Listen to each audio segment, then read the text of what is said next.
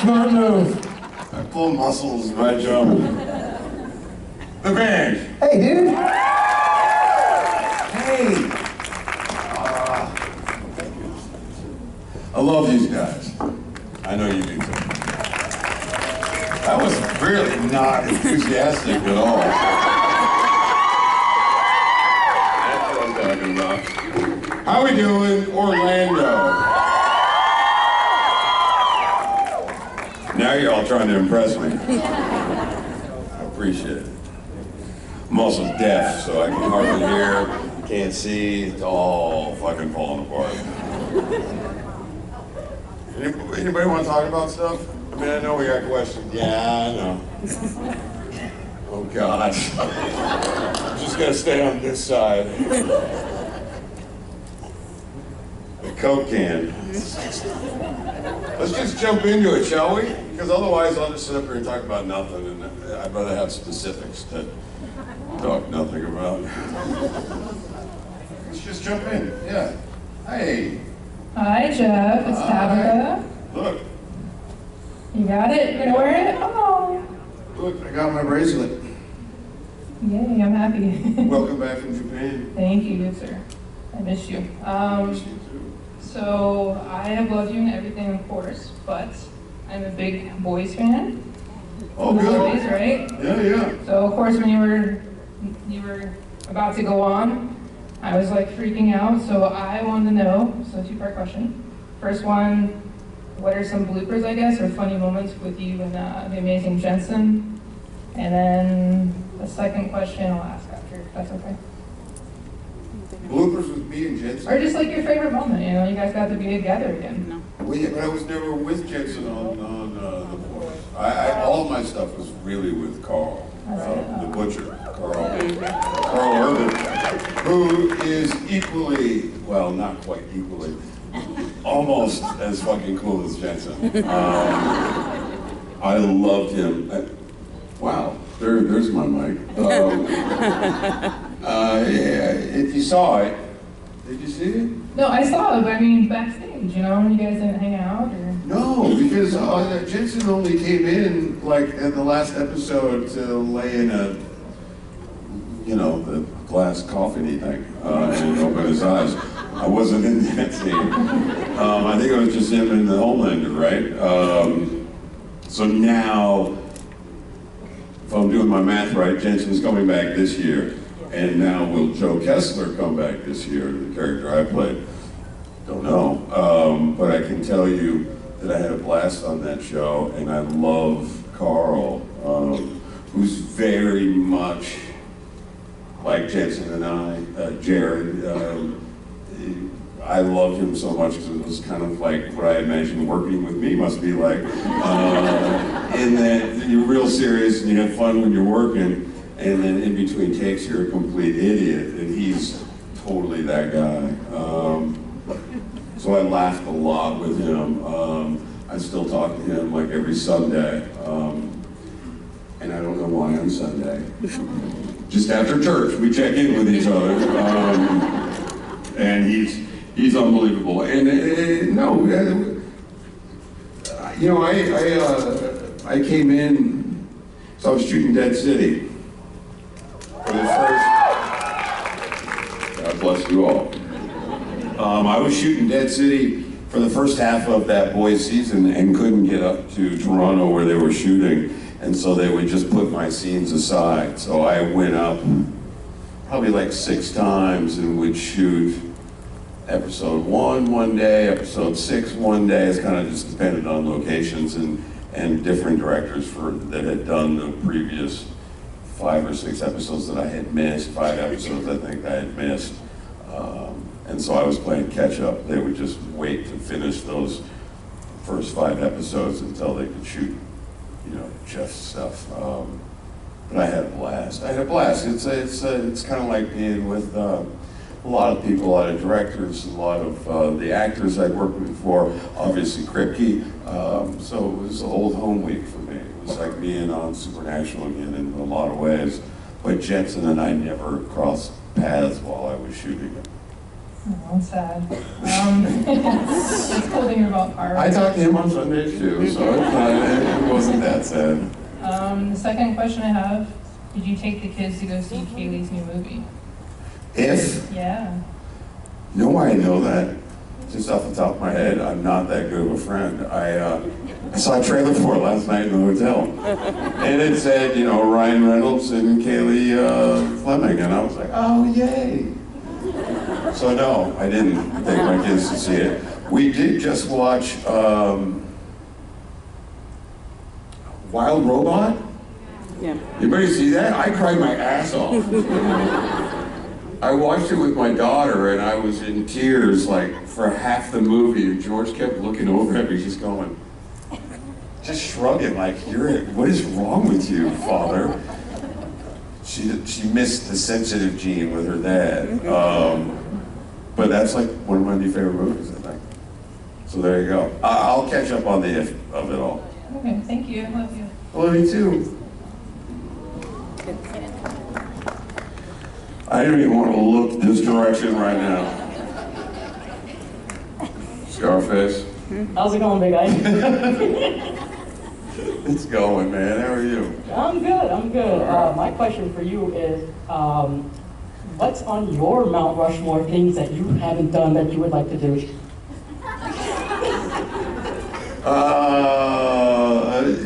I mean acting? Yeah, in terms of like performance, or if there's like something you would like to do that you haven't done yet, like what's the... Like something good? Like the Mount Rushmore of it. I'd like to do something good. I'm teasing. I've done it before. I'd like to do more westerns.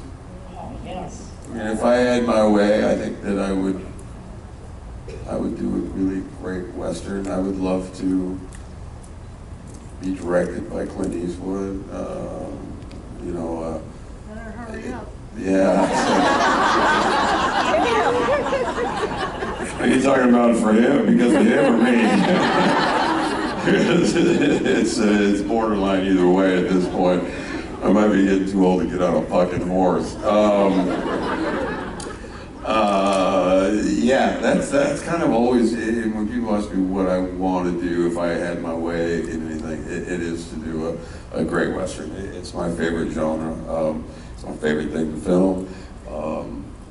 You know, guys that don't talk a lot, you know, they let their actions speak for them. I'm a big believer in that, especially after being Negan for so long.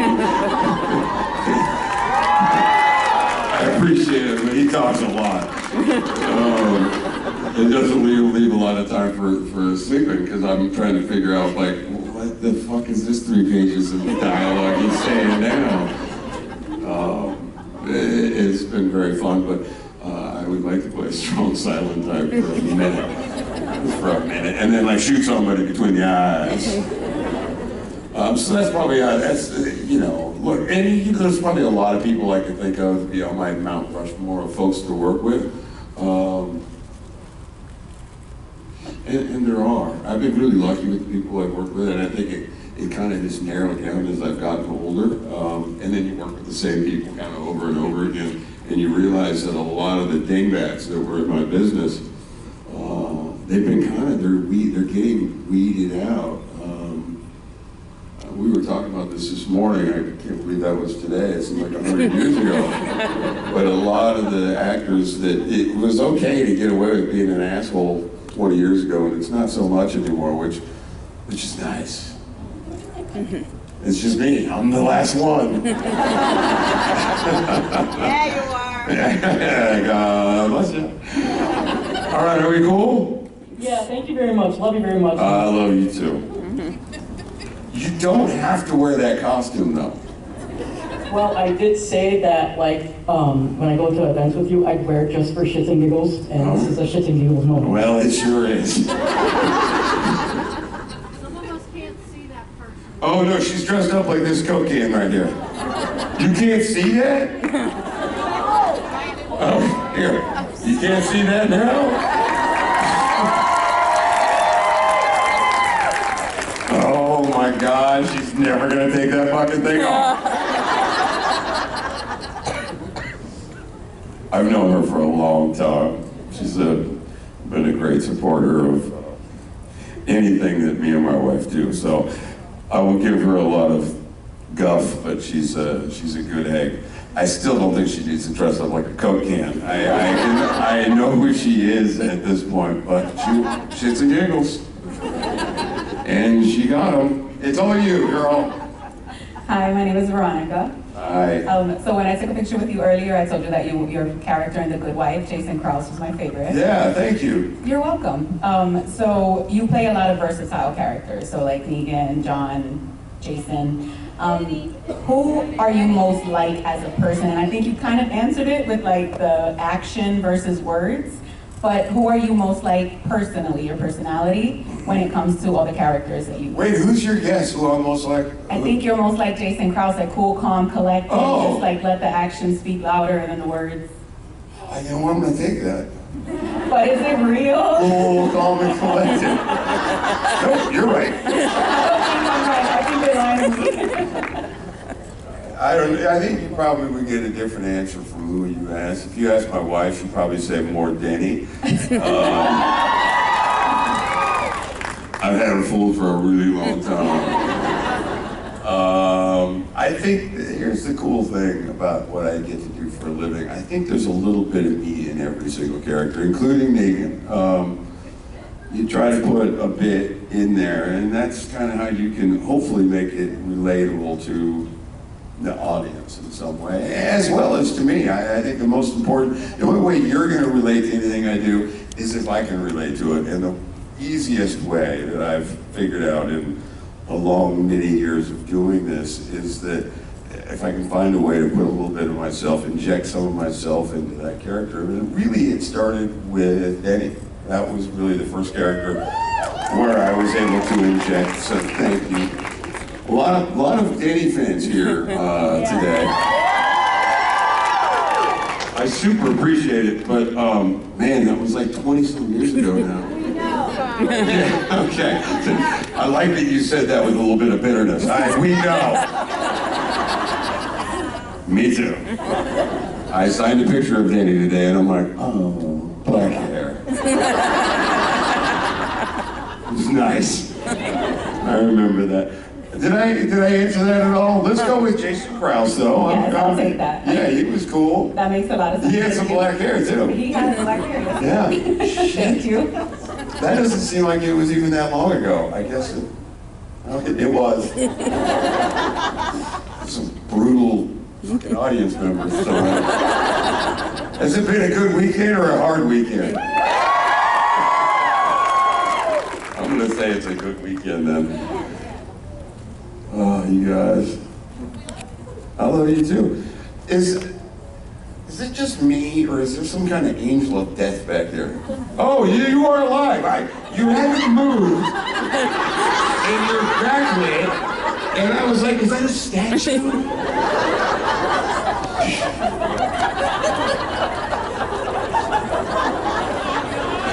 I thought I was going crazy. It was like a Twilight Zone episode come to life.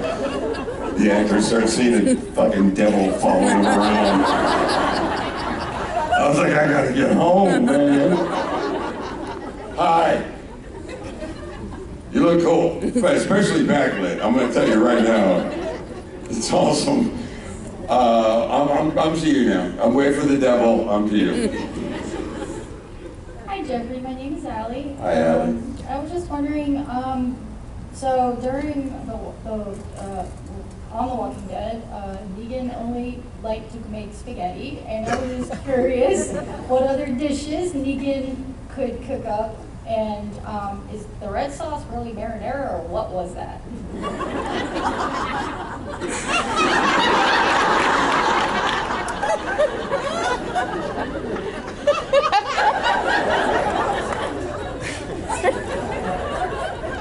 Oddly enough, you're not the first person that's asked this. It makes me wonder about your fame sometimes. Let's go with, it was a marinara. Because the grocery store was open and they had some nice Italian sausages. Negan can cook spaghetti because that's the one kind of meal that any man can make. It's you throw a bunch of stuff in a pan, a saucepan, and some tomato sauce, and put it over noodles, and it's good. And I'm not joking. Any man can make spaghetti and barbecue. Those are the two things that we good at. I make a mean spaghetti in real life.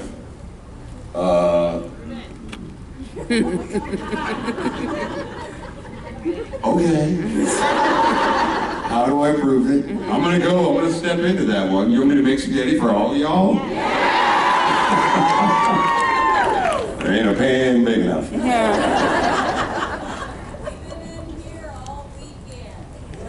Are you not eating? Oh, Jesus.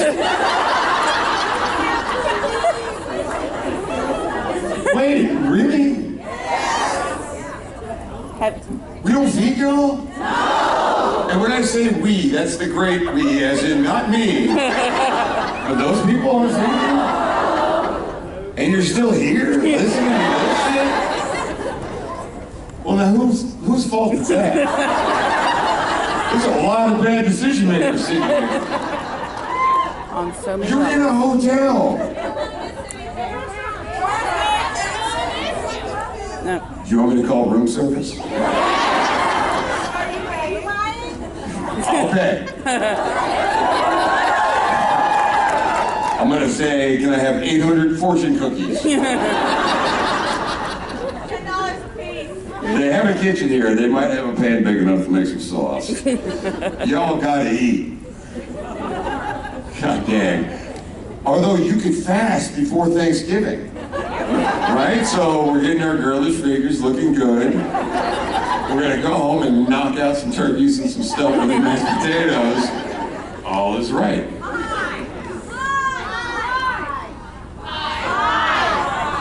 Hi? Hi.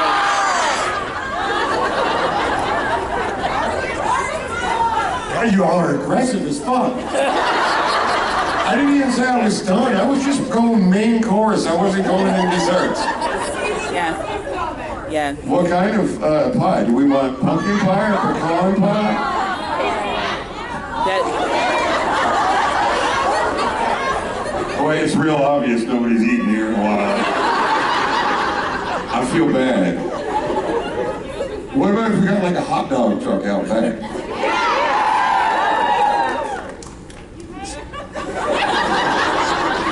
I tell you what, I'll pay for the hot dog truck from, and then I'll have them charge you like 20 bucks a hot dog. I'll take a percentage of that. So I'll make my money back, then some, but y'all be satiated. I'm gonna go with the Thanksgiving, pre-Thanksgiving diet with the pie. I can't believe I got yelled at by 1,000 people because I didn't say fucking pie. remember where you are. Seriously, you gotta eat. What's after me? Is it Jensen and the other guy? Jensen and Jerry? You know what they're doing right now? They're in the back eating. So you should take it out on them. Did I answer any kind of question from you? You forgot what other dishes Negan would make. Oh, fucking A. Well, I made pie. Tell you that right now. Spaghetti or pie? There's nothing that Negan couldn't cook. I think he could cook. He stirs it with Lucille. That's right, doesn't clean Lucille either. Get a little eyeball in there. Well, y'all asked for it. And by the way, you eat it and thank me. Right now, y'all would. Oh, give me that eyeball. Sorry, Glenn, I was mad, but now I get it. Yeah, well, you fucking deserve it. That's the other thing. Real quick, can I touch on this? When are we going to get over the Glenn thing? Because it's...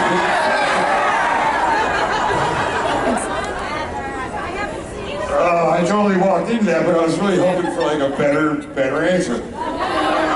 It's been like 10 years. The dude's been nominated for Oscars and Emmys, and he's doing really well. You know what I mean? He's doing great. And him and I are friends. And by the way, just so y'all know, he died in the comic book, which the show followed if y'all were real fans. I see one hand. Yeah. Boom. And you're not mad at me, are you? Oh, fuck. All right, let's not talk about Glenn anymore, or spaghetti. We're done with this. Negan doesn't make nothing. Except for sweet love.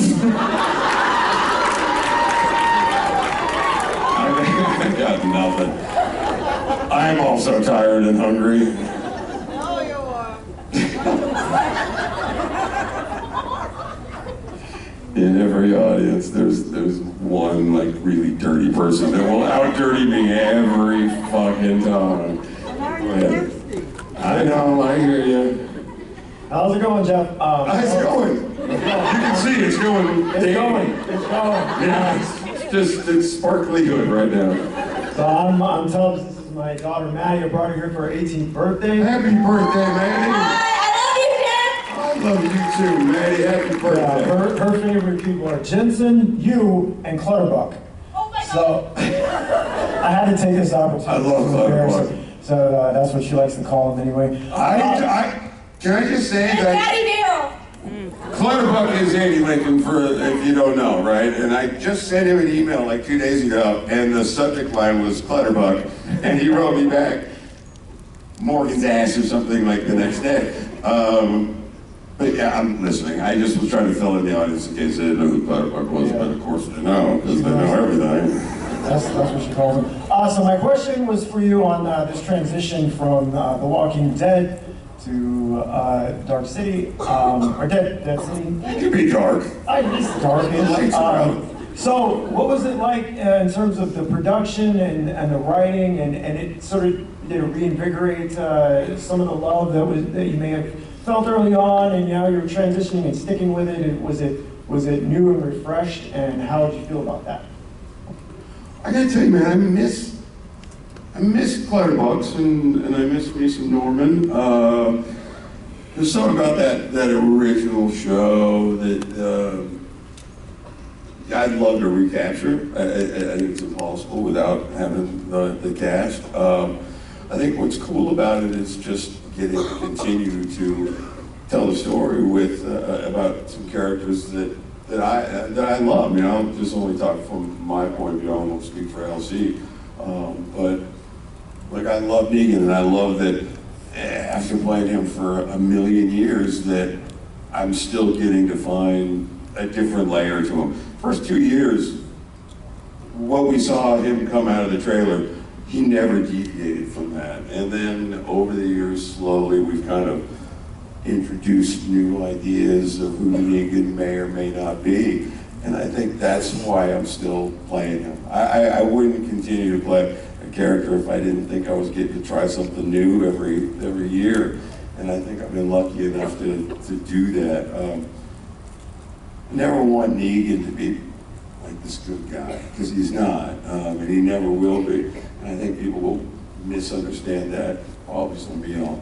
I don't care if you like him or not. Matter of fact, hating him's not a bad thing, because that way, at least you're feeling something. You can like Jeff, okay, but you can hate Negan, and I get that. And that's part of the joy of playing a character like that. Like when people flip me off, and when I'm walking down the road and saying, you know, suck me, Negan, I get it. I'm like, doing my job, that's my job. You know, and then you play Danny and people like cry when they see you. So, and then John, they do a little bit of both, you know. But that's what you want. And I think just getting to continue to play that and find new pieces of Negan and continue to tell a story. And I think what's fascinating about Dead City is you've got two characters that don't necessarily like each other. You know, Lauren hates, I shouldn't say Lauren, Maggie hates Negan, and for very good reason. Now, I think what's important also is finding some new stuff, because you can't just base a show on one character hating another, especially when they're relying on each other in a new world. And so that's been kind of interesting, finding that path. What would you do if you were Maggie? If you were Maggie and I killed your husband in front of you, it doesn't matter that it was 12 or 14 years ago, because it was a long time ago. How would you be able to rely on that other person to get through this new world? And I think that's been kind of fun, and finding how that's working. So I'm still having fun. If I wasn't having fun, I wouldn't do it. Matt, happy birthday! You're a good dad. Like good dads. Hi, Jeffrey. Hi. My name is Anais, Hi. and I did wanted to ask you, also related to The Walking Dead. It was a TV show that changed my life. How did it change your life? I feel like it speaks a lot about the relationships with people, and I feel like even though it's a fictional situation, it gets very close in what's related to emotional scenes, right? Yeah, cool. So my question is actually related to that. Here's Negan. I think it's better the TV adaptation of it than the comic book, and I feel a lot of that goes from you and Miss Hillary as well. And Miss Hillary. I call her Miss Hillary. yeah, and I was wondering, is that like the most emotional work you have done, or there has been something better than that? Most, I mean, Denny and Izzy was a pretty emotional storyline. I think what's cool about Here's Negan, and that's my favorite episode. Well, there's been a couple, but that's probably top 2 or 3. How about that? And part of it was I got to work with my wife, which was awesome. But it also showed a side of Negan that, you know, we'd never seen before, that I certainly never got to play, that the audience never got to see, and what made Negan become Negan, which I was, when I first got on the show, I remember talking to Scott Gimple, who was at that time, now he's in charge of the Walking Dead universe. At that time, he was the showrunner of the Walking Dead, and just saying, hey man, I would love, this is me on the first year, I just joined the show, I would love to do this Here's Negan story, because everybody really fucking hates me, and maybe they saw Here's Negan and understood why he became this guy in the midst of this apocalypse. I think it would do a lot in people not necessarily relating, because I don't know if you ever relate to someone that can do the things that he's done, but at least it tells this story, and it's not just this one-sided thing. Because what I've always thought is, in the apocalypse, if we had started Walking Dead following Negan from day one, he would probably be the hero of our tale, and someone like Rick, who can chew the neck out of somebody, maybe wouldn't be as loved as he is. But that's not the way it went. But everybody has done horrible things at this point. If you're still alive in the apocalypse, in this Walking Dead universe, you've done some horrible things. I think Negan just sort of flourished in it more. He found out that putting on a show, you know, I'm going to say this, and y'all can argue with me until y'all turn blue, and I do it all the time, I don't mind. You know, when everybody sneaks in and kills Negan's people before we even meet Negan, they kill like 50 people. Men, women, kids, doesn't matter, they killed them all, right? Negan's payback was to make an example and only kill one. But he was gonna put on a show, and that show was gonna be horrible. It was gonna be something that nobody ever forgets. And if it's gonna be an eyeball popping out or something else, I'm still only killing one. And that sets an example, and hopefully you fall in line. And that's not what happened, because then you don't have a bad guy, and not someone's got to be a bad guy. But that was always, to me, an easy way to not hate a character I was playing. Because I was a fan of the show, and I was a fan of the comics, and I always loved Negan. And to me, it made sense to me who he was. I don't justify his actions. He did horrible things. I justify John's actions, mind you. But Negan, I can't justify. But I understand more, and Here's Negan, I thought, did a great job of telling the story of this guy. And it wasn't a beautiful story. It wasn't this love story, because it wasn't. He was cheating on his wife. he loved his wife, but he cheated on her. So that's shitty. If I did that, my wife would kill me. I'd never have a chance to try to help her. I'd be dead, or something be chopped off, and it wouldn't be fun. Right? So, but it was a chance to tell a story, and I think working with my wife, and we did that during COVID, and that's really, it was me. I was like, we did these COVID episodes. We did 6 episodes of the show, and it was hard to do because we didn't want to bring in any new actors. Because we were, you know, if you remember, we were all living in these weird bubbles. And we were living in a bubble, those of us on The Walking Dead.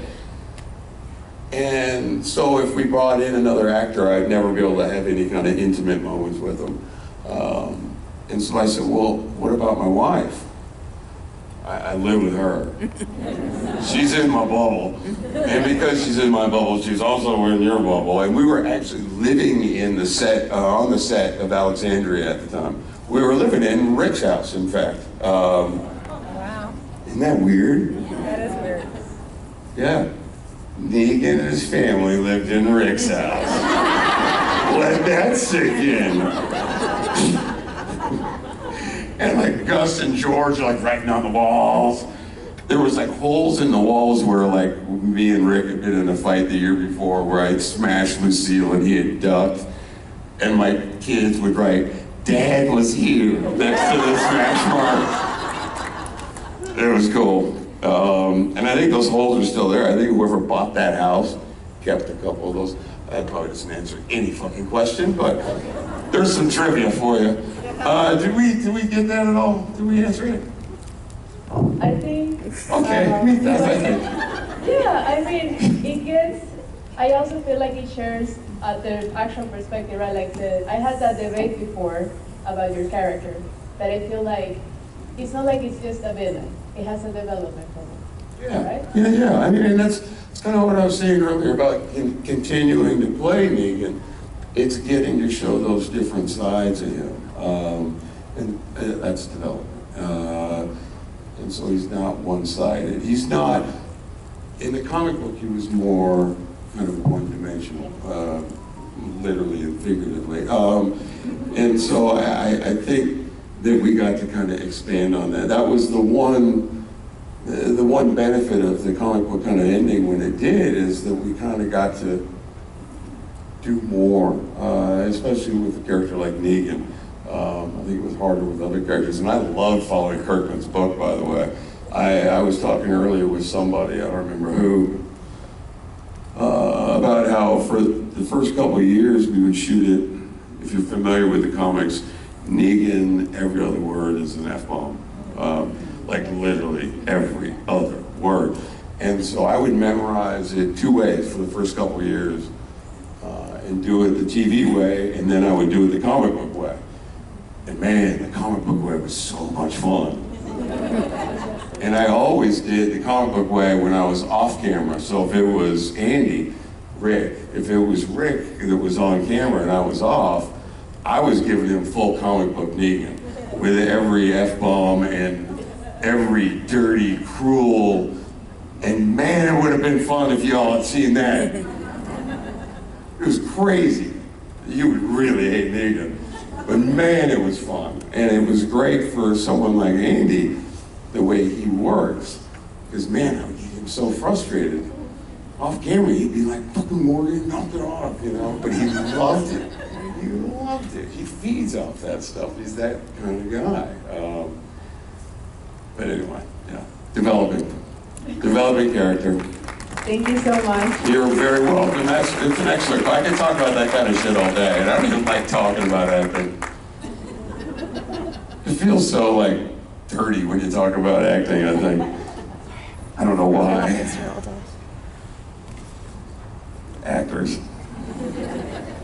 Such wankers. Hi. Hi. Finland. Finland? Oh, you're not. I thought you were this girl from Finland. I'm sorry. I can be here if No, I don't have my glasses on. You shouldn't be here.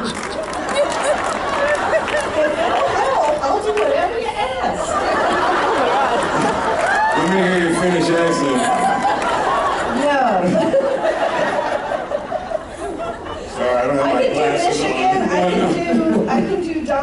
I can't do Finland. I'm sorry. It's a good accent. Thanks. What do you got? So my name is Heather. Hi, and Heather. This is, I've talked to you before and everything. My girlfriend. Yeah, I thought you were from Finland. Yeah. My girlfriend Vicky, this is her second con, and she's terrified of getting up to ask questions. Okay. So I'm asking the question for her. Okay. Where is she? She's right there. Raise your hand. I see you. Okay, so look, I'm going to pretend you're asking this. I'm going to look at you. And I just want you to go like this. Because my eyes suck, and I'll just think you're talking. Go ahead. What you got, Vicky? So the question is, how can you play so charming and so menacing at the same time? Vicky, excellent question. And excellent, like doing this. You didn't really look like you were talking. It was so good that I didn't know what the question is. How can you play so menacing and charming at the same time? Menacing and charming. Well, I think that that's your perception more than anything, Vicky. I know what you're talking about. I'm trying to figure out if I know how to answer this, because again, it's an acting thing. What was that? Oh, thank you. Yeah, my girlfriend said That's all I needed right there. I'm a good fucking actor.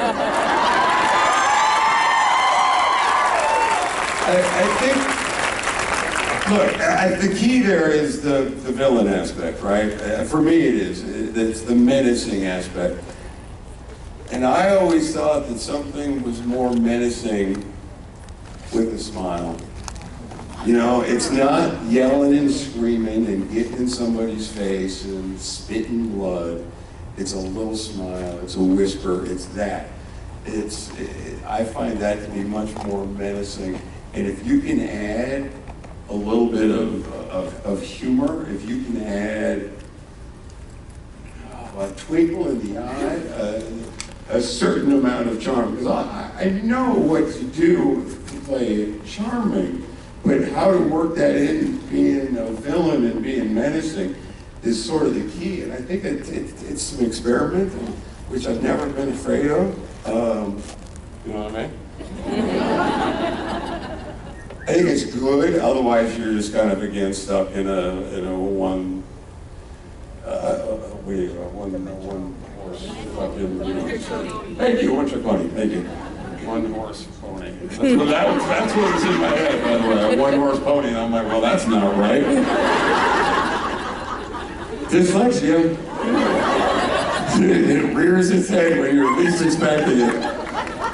Try not to say that shit out loud, and then I'm like, one horse pony. Oh God, I'm on stage talking right now. Anyway, one trick pony. I don't know what we were even talking about. Did I answer the menacing charm thing? Yes, you did. Vicky, did I? Thank you. Vic, she speaks fine. Thank you. I bet she get up to that mic now and like go off. She's got some questions. Okay, over here. Sorry, I forgot the rules of the game. Hi, Jeffrey. Hi. My name's Olivia. Hi, Olivia. So do you think Negan and Rick are ever going to be back on screen together? And how do you anticipate their character interaction will go? I think the goal, the big dream, is for me, Rick, and Norman, and maybe LC and Denai. Carol. And Carol, Jesus Christ. And I was like, who's the most important person? And Melissa. I think, you know, that's the six of us that have done these kind of gone off and done like the spin-offs, or they did the miniseries. I think that if AMC and like Gimple had their way, that's the dream. And that was the dream when we initially did the spin-offs. And then timelines and stuff is all kind of wanky right now. So we have to like try to realign and you know, and try to get people to get on the same schedule is nearly impossible. But I think that would, for us, be a dream come true. But then again, you get us all together and it's just like The Walking Dead. That's basically, yeah, Jeff, that's the point. That's what we want. That's what we're looking Fuck for. these spinoffs. Hey, talk to AMC, all right? I had nothing to do with it. I'm kidding. Everything gets quiet. Like, oops, we told him too much. But yeah, it would be a dream. It would be a dream. I mean, come on. And we've talked about, like Andy and I have talked about it, what that would look like. See, the thing is we think that Andy and Negan would actually kind of get along if it weren't for the fact that, you know, he's looking out for his people and I'm looking out for mine. They were kind of like-minded in a lot of ways, and we've had pretty funny talks about it. So we'll see. I think that it would be a hell of a way for Negan to end his story, getting killed by Rick at some point, you know? Yeah. That'd be my way. If I had to pick a way to get killed or leave that show, it'd be by Rick. Yes. I just happen to believe that they sort of dig each other and protect each other. I do. I do. Fight me on it. You gotta understand, it's been, you know, Negan was in jail. I always forget this. Negan was in jail in show years, something like in the arc of the show, he was in jail for six or 7 years. That was that span of that arc of when I was in that jail cell. It was something like 6 or 7 years. So Negan's been around for like 14 years or some shit. 15 years? I don't know. It's so long. So long. So a lot of those initial fights are 15-year-old fights. And so they're as new as they are, and they seem and like, oh, Glenn, that was 15 years ago on the show. So even like Lauren's like, do I have to be married? You're like, again? Like, still? You saved my life like 8 times. I'm like, I know. Tell them that. Because I hear about it every autograph that comes through my line. They're like, you know, you killed Glenn. Thank you. I remember. I'm not letting it go. Is that good? Can we do it? Okay. All right. Yes, ma'am. Hi, Jeff. Hey. Again. Hi. So my question is completely off that subject because I never watched it. I didn't like it. It was too bloody for me. But what I want to know about. I mean, he makes spaghetti. I can make spaghetti. Maybe. I don't know. Can you knock someone's eyeball out of their skull? I'm teasing. What do you want to talk about? So what I want to know is about Mischief Farms and the critters. You had the website and it just kind of didn't get That's because me and my wife, it's a lot of work. It's just that. But blame that on Hillary, by the way. I was never like, ooh, let's do a social media site about our farm. That was not me. Tell Hillary she dropped the ball. She dropped the ball. I can't wait to tell her. And I am. I'm going to be like, honey, I sat down with this, like, 1,000 people, and they were really nice, and they were genuine, and asked really great questions, but man, they are just, you let them down. You dropped the fucking ball. This website, you know, let people have insight into our lives, because y'all need more.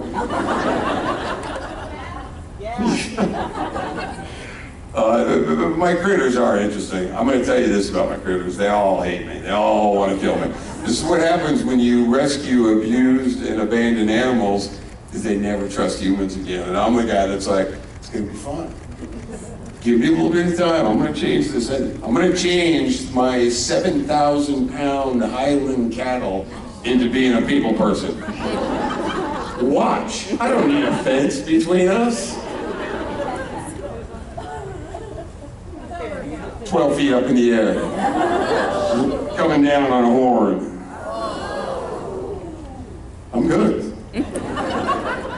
She let me live. I'm like, good. It's like, thank you, Atlas. That was actually her on a good day. There's a couple animals that really like me, and there's a couple animals, I'm telling you, it's just, they don't trust people ever again. I've had some animals for, well, Alice is a good example. I've had her for over 10 years now, and she's still just like, nah. I don't trust people. And I'm like nice to her. Like genuinely nice to her, but I'll never just like run around next to her again. And I used to go in and like, it'd be kind of cool. I just got cocky. It's my fault. I got alpaca that will spit on me every time they see me. I've had them forever. And it's not just when I go like to shave them once a year. It's like me feeding them and all of a sudden, just green bile on my face. And I'm like, you know, the people at the convention should see this. The life of glamour. What about Jack and Diane? Jack and Diane, Jack is maybe the meanest animal I've ever met in my life. We've learned he is a zonkey. We got it official. So he's half zebra, half donkey, and he thinks people are ridiculous. He thinks donkeys are ridiculous. The only thing that he tolerates is Diane. Diane is cool. I like Diane. Diane is very nice. She will, you know, eat out of my hand. The only time that she is not nice is when I'm trying to feed her and then Jack gets all riled up and like ruins the like love fest, and he does. He's like, no, Diane, you can't be nice to these people. Like seriously, and so they kind of stick together. Anyway, it's a soap opera always at our house. I will say this, all the animals want to kill us all except for George.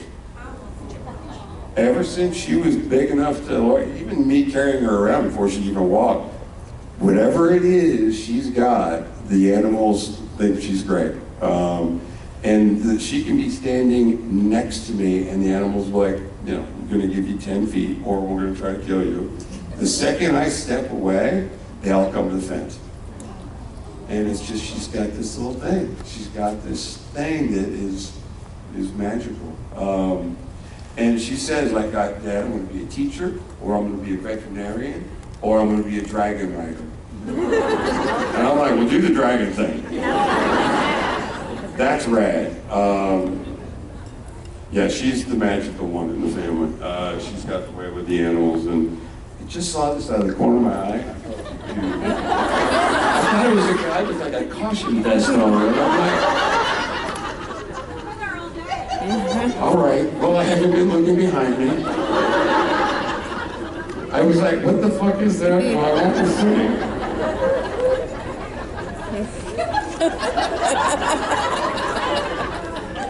Happy Thanksgiving. And Pie Day. Anyway, I'm going to tell my wife to like get cracking on that website. Is it the website? I know. Is it the website or is it the Instagram that's bad? They both suck. The balls be dropped on both. Okay. All right. I don't do either, but I'm going to yell at somebody. Hey, happy Thanksgiving to you too. All of you, actually. Happy Thanksgiving to all of you. Hi, Jeffrey. Hi, how are you? Good. My name's Catherine. Hi, Love Catherine. you. You're so great. Thanks for being here. Oh, I love you too. So you've been acting for some time now, so you're very yeah. So you're a very good actor. That was the subtext. So you're old, dude, and you've been doing this for a little while now. Yeah. So Yeah. I was just wondering, like, actors have good and bad days. So like, Yeah. what's one of your worst days on set? Oh, there's so many. There's so many. You know, a bad day on set for me is getting last-second changes. Doesn't matter what it is. Because I have dyslexia, it's not the easiest for me to get the last second, and that happens a lot, by the way. Some people can roll with it. The boys, you can give them words 1 second before we shoot the scene, and they'll have them memorized. I used to show up at work at Supernatural, and they would memorize their lines. Katherine Heigl was like this too. Never looked at the script until the morning of, and then would be like in her makeup chair, learning lines that we were going to be doing in like 7 minutes, and would know the scene like that. And meanwhile, I need like a week, you know, to learn, you know, anything, my name. So that always creates a little bit of tension in my direction. Last second changes are hard for me. Not that I blame anyone, especially if it's getting better. It's just hard. I don't love 16-hour days anymore. The one good thing that came out of the whole COVID situation was suddenly our days, they didn't work anybody past 10 hours. I was like, fuck, let's keep the COVID. This is great, I can do it. Because, you know, you get overly tired, you tend to get sick. Now, unfortunately, I'm back to, you know, pounding out the 16-hour days. And that's, by the way, when I feel old. That and like, you know, trying to bounce off the concrete, you know, like I don't do that like I used to either. Yeah, I can take my own hits. Yeah, I got that. Somebody was making fun of me earlier. They saw a picture of me wearing Crocs during the last season of Walking Dead. It's because I had 2 broken feet from like jumping out of something with just like a pair of boots like these on, and I broke my heels. And I never missed a day of work, but I had to wear Crocs, so they had to shoot me from like the knees up. So that's why Negan didn't do this anymore. And it didn't really have the same effect if you could only see this much of them. It just looked like I had a tick. So, yeah. But that's it. You know, I feel really lucky to still be working. You know, and so there's no really bad days. I mean, I can bitch about I'm getting words late and I can't memorize them. I can bitch about not being able to bounce off the pavement, but the truth of the matter is, I get to do what I love, and I get to work mostly people I super love. I got a room full of people that fucking want to listen to the ridiculous that comes out of my mouth, and then have really great questions and want to know about stuff I did 20 years ago. That's fucking awesome. I mean, it really is. It's like the coolest thing in the world. And so I'm incredibly blessed to be continuing to do the shit I love. And I've been on some great shows that have great fans, and I'm really lucky. So, you know what, I'm gonna go back. I got nothing to complain about. No bad things. Well, I think I speak for everyone when I say we all appreciate your work and we're always hungry for more. I will do my best. Thank you. Thanks, Jasmine. Hello, my name is Danielle, and I'm here with my mother, Dawn. Hi, Danielle. Hi, Dawn. So this is actually kind of from both of us.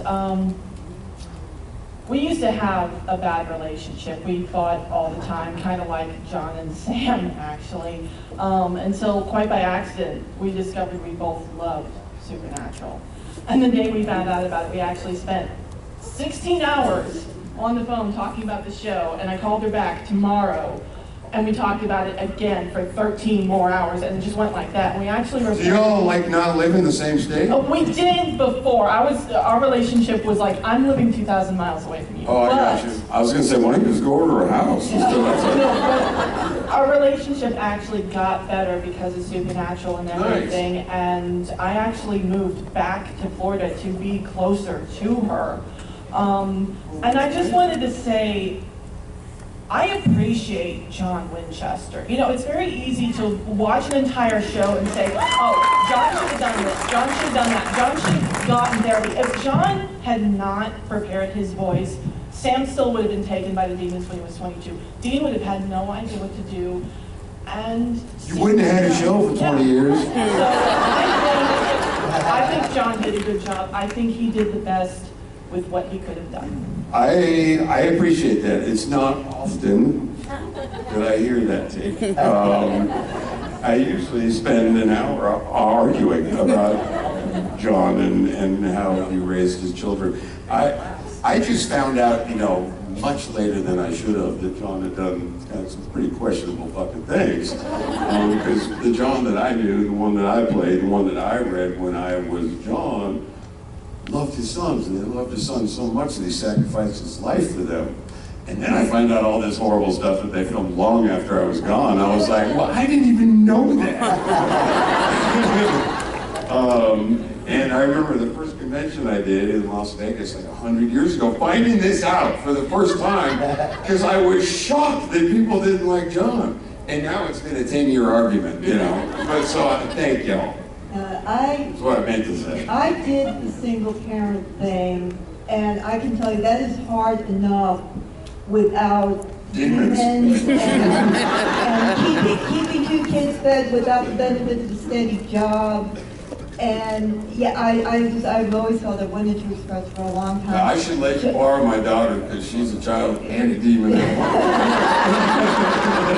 John did not get enough credit. This was just Joe the mechanic who found out one day that he was living in a world that was more dangerous than anything he could have imagined. And suddenly he just had to deal with it. And did he do everything perfectly? No. Did he make mistakes?